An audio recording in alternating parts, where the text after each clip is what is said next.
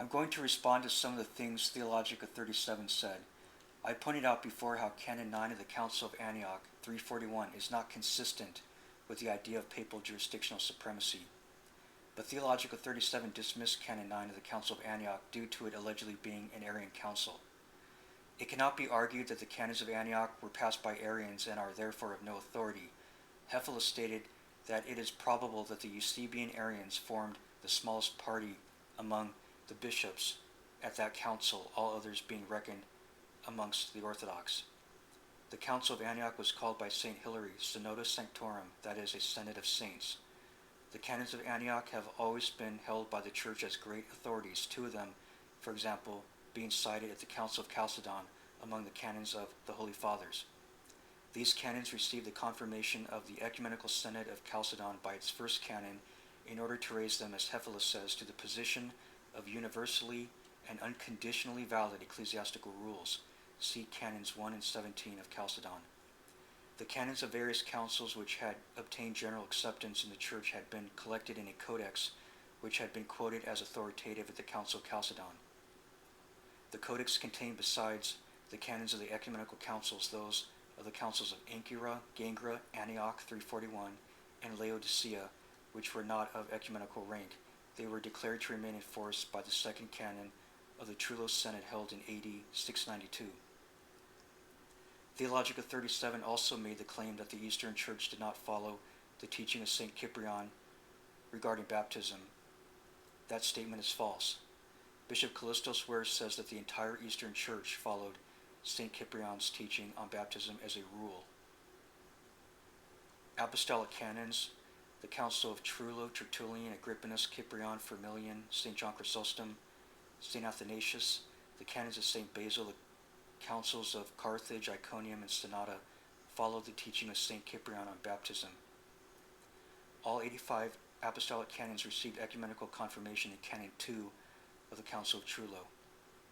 Further down in Canon 2 of Trullo it says, "Moreover, the canons set forth by Cyprian, Archbishop of the country of the Africans and martyr, and by the Synod under him, which has been kept only in the country of the aforesaid bishops, according to the custom delivered down to them, and that no one be allowed to transgress or disregard the aforesaid canons, or to receive others beside them supposititiously set forth by certain who have attempted to make a traffic of the truth. But should anyone be convicted of innovating upon or attempting to overturn any of the aforementioned canons, he shall be subject to receive the penalty which that canon imposes, and to be cured by it of his transgression." It is clear from this canon that the teaching of St. Cyprian, not Pope Stephen, was followed by the Eastern Church, a clear refutation of the myth of papal jurisdictional supremacy. Now, contrary to historical facts, modern Roman Catholics might claim that the Western Church did not accept the Council of Trullo. Therefore, according to their reasoning, the canons of Trullo are not binding. Here are a few historical facts that Roman Catholics should consider. A bishop of Ravenna acted as papal legate at the Council of Trullo.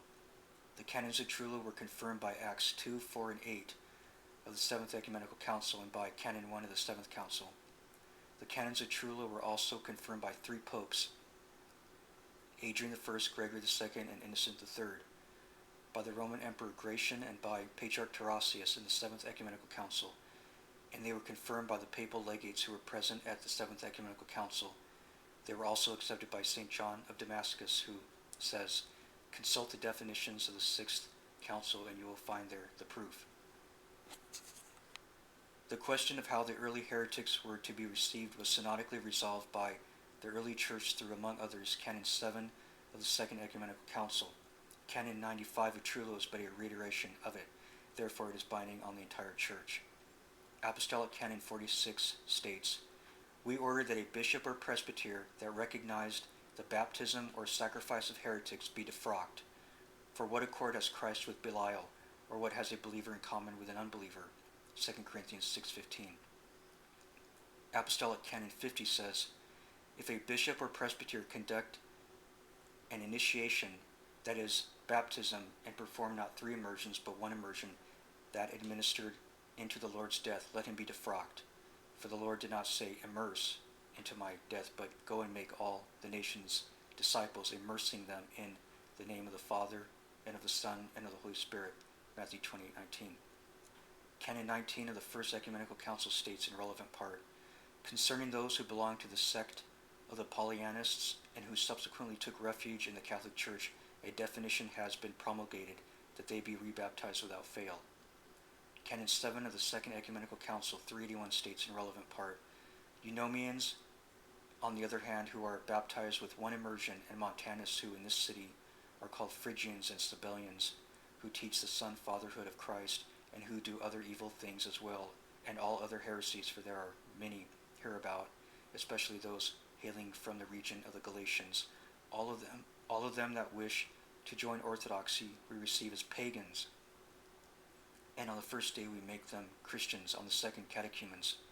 Then on the third day we exorcise them with the threefold blowing into their face and ears, and then we catechize them and oblige them to spend sufficient time in this church and to listen to the scriptures, and then we baptize them. Canon 95 of Trullo states in relevant part, concerning the Polyanists, however, who subsequently took refuge in the Catholic Church, a definition has been promulgated that they be rebaptized without fail.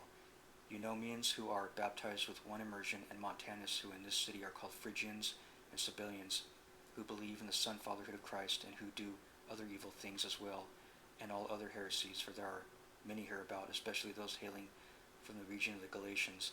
All of them that wish to join orthodoxy we receive as pagans, and on the first day we make them Christians, on the second catechumens. Then on the third day we exorcise them with the threefold blowing into their face and ears, and then we catechize them and oblige them to spend sufficient time in the church and to listen to the scriptures, and then we baptize them.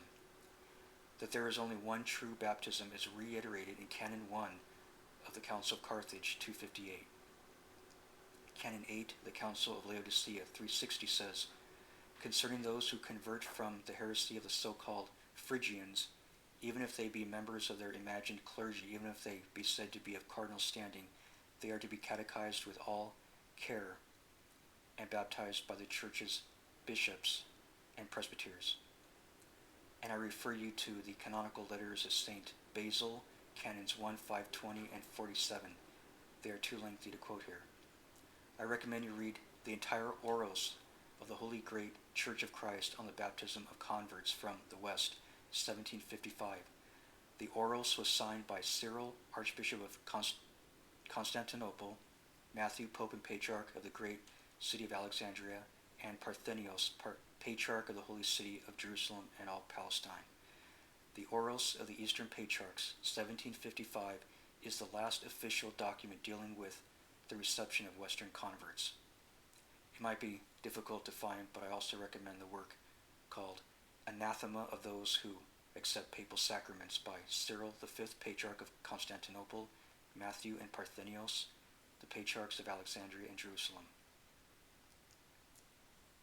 They clearly follow the ecclesiology of St. Cyprian of Carthage, which the entire Orthodox East followed as a rule.